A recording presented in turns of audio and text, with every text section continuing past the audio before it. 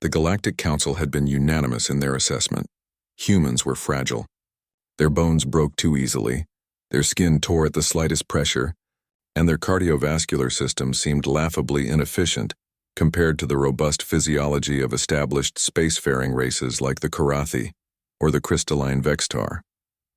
Commander Zeftal of the Karathi military regarded the human sitting across from him with barely concealed disdain. Dr. Sarah Chen, the lone human representative on the joint exploration mission to Kepler 442b, looked impossibly delicate with her soft pink skin and thin frame. The Karathi's exoskeleton could deflect plasma bolts, while this creature looked like she might snap in a strong breeze. "Are you certain your species is ready for deep space exploration?" Zeftal's translator rendered his chittering into perfect English. "Perhaps you should remain on your homeworld until you've evolved more durable forms." Sarah's jaw tightened, but she said nothing. She'd heard variations of this conversation a dozen times since joining the expedition.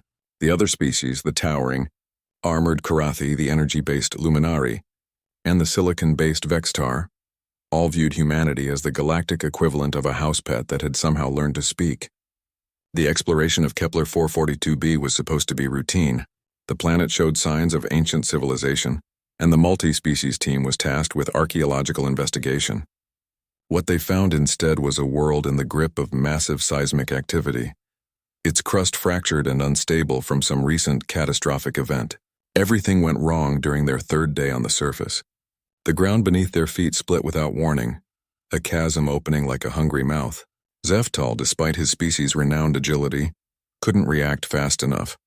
The Karathi commander tumbled into the fissure, his exoskeleton cracking against the rocky walls as he fell 30 feet to the bottom. Sarah rappelled down immediately, her lightweight frame actually an advantage as she navigated the narrow passage. She found Zeftal conscious but badly injured. His left legs were twisted at unnatural angles, green ichor seeping through cracks in his carapace. "Leave me," he wheezed, his translator crackling with static. "Your fragile form cannot possibly carry my weight. Save yourself and alert the others." Sarah ignored him, running her hands over his injuries with practiced efficiency. Her medical training kicked in as she assessed the damage. 3 fractured leg segments, possible internal bleeding, definitely a concussion. "You're not dying on my watch, Commander." "Impossible," Zeftal protested as Sarah began fashioning a crude stretcher from emergency supplies. "I outweigh you by a factor of 3. Your species lacks the musculature for such a task."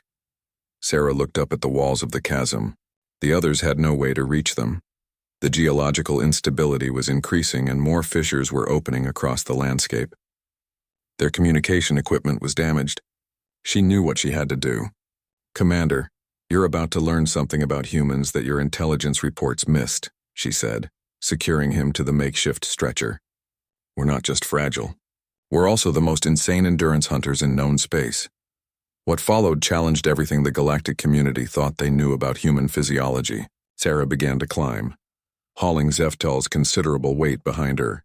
The Karathi commander watched in amazement as the small human found handholds in rock faces that should have been impossible to scale. When the chasm walls became too smooth, she used her equipment to create anchor points, methodically working her way upward despite the burden that should have been impossible for her to manage. But reaching the surface was only the beginning. The seismic activity had separated them from their base camp by 20 miles of increasingly unstable terrain. Sarah looked at her injured companion, then at the distant mountains where their ship waited, and made a decision that would have been considered suicidal by any rational being. She started walking, dragging the stretcher behind her. For the first few miles, Zeftal protested constantly. This was madness. The human would collapse within the hour. No creature her size could possibly maintain such exertion. But as hour after hour passed, his protests turned to amazement, then to something approaching awe. Sarah's breathing remained steady and controlled, even as she navigated rocky terrain and steep inclines.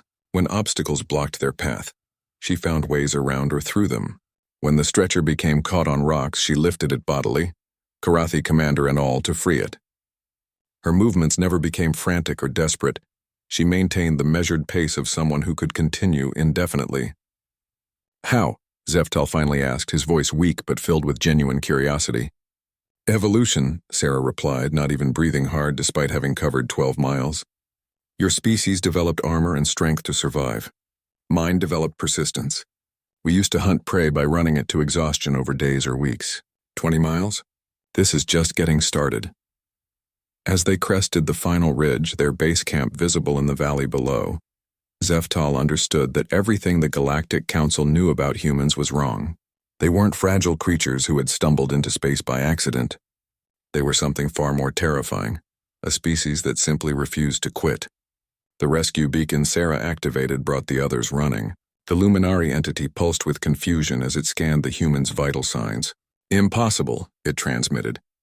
"Your stress indicators suggest you should have collapsed hours ago." Sarah helped load Zeftal onto the medical transport, finally allowing exhaustion to show on her face. "You might want to update your files on human capabilities," she said. "We're not fragile.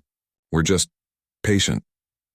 Later, as Zeftal recovered in the ship's medical bay, he filed a report that would fundamentally change how the galaxy viewed humanity. The species that had seemed so delicate, so unsuited for the harsh realities of space, possessed something far more valuable than armor or energy weapons. They possessed the ability to endure anything, to carry impossible burdens across impossible distances, and to never, ever give up. The Galactic Council's assessment was quietly amended. Humans were no longer classified as fragile. They were reclassified as something far more concerning, unstoppable. And in the depths of space, other species began to whisper a new truth. If you ever found yourself in trouble, the creature you wanted at your side wasn't the strongest or the most armored. It was the one that would carry you home, no matter how far the journey or how impossible the odds.